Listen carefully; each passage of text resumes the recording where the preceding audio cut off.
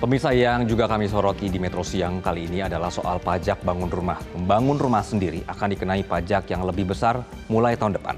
Ini sejalan dengan Undang-Undang Nomor 7 Tahun 2021 tentang harmonisasi peraturan perpajakan, sehingga seiring perubahan pajak pertambahan nilai atau PPN secara umum yang akan berlaku mulai 2025 menjadi 12%.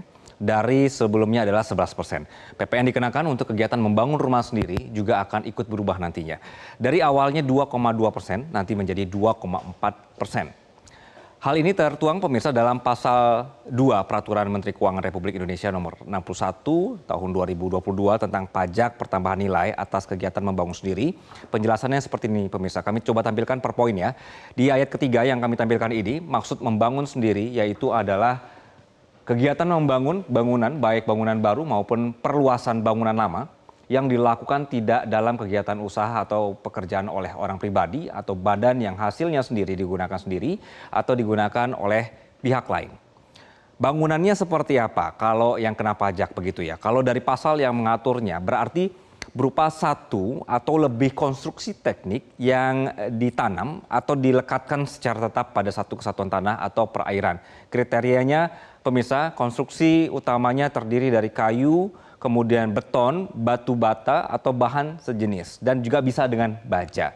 Kemudian diperuntukkan bagi tempat tinggal atau juga dengan tempat kegiatan usaha. Jadi dengan luas bangunan yang dibangun ini paling sedikit 200 meter persegi. Kita geser ke informasi berikutnya.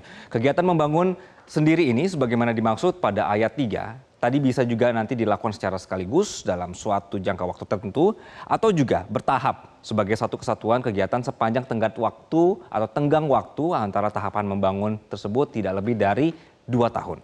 Sekarang kita coba simulasikan hitung-hitungannya seperti apa.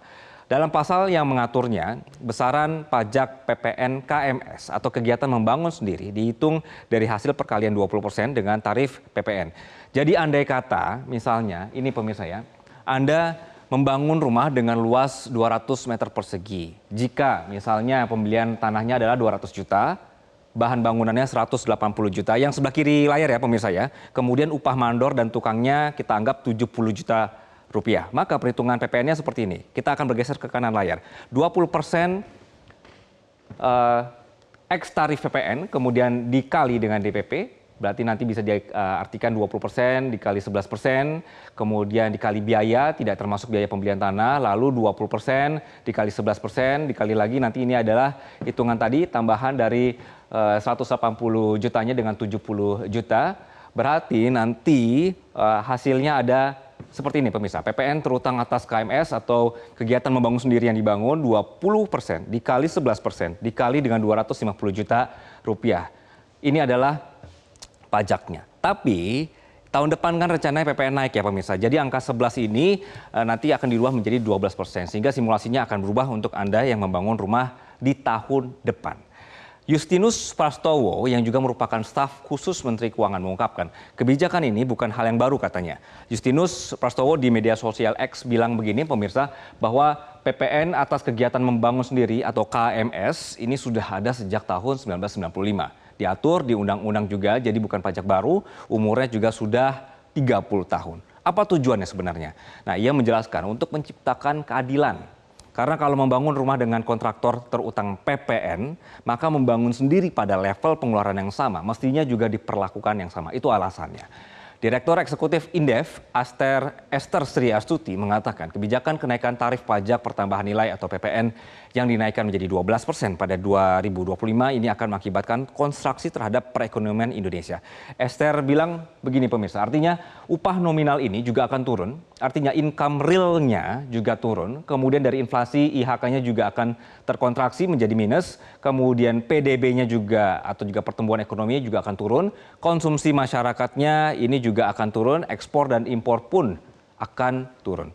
Esther juga mengatakan jika skenario tarif PPN ini tetap dilakukan, pendapatan masyarakat ini akan menurun. Dampaknya bukan hanya masyarakat perkotaan yang tadi membangun begitu ya, melainkan juga masyarakat pedesaan. Semuanya kena.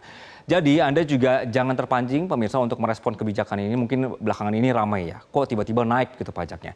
Cek dulu ini, apakah memang kegiatan Anda membangun rumah ini sudah sesuai dengan syarat pajaknya. Kalau ternyata Anda membangun atau memperluas bangunan Anda di bawah 200 meter persegi, berarti aman. Tidak ada kena pajak atau tidak kena pajak yang ini. Begitu.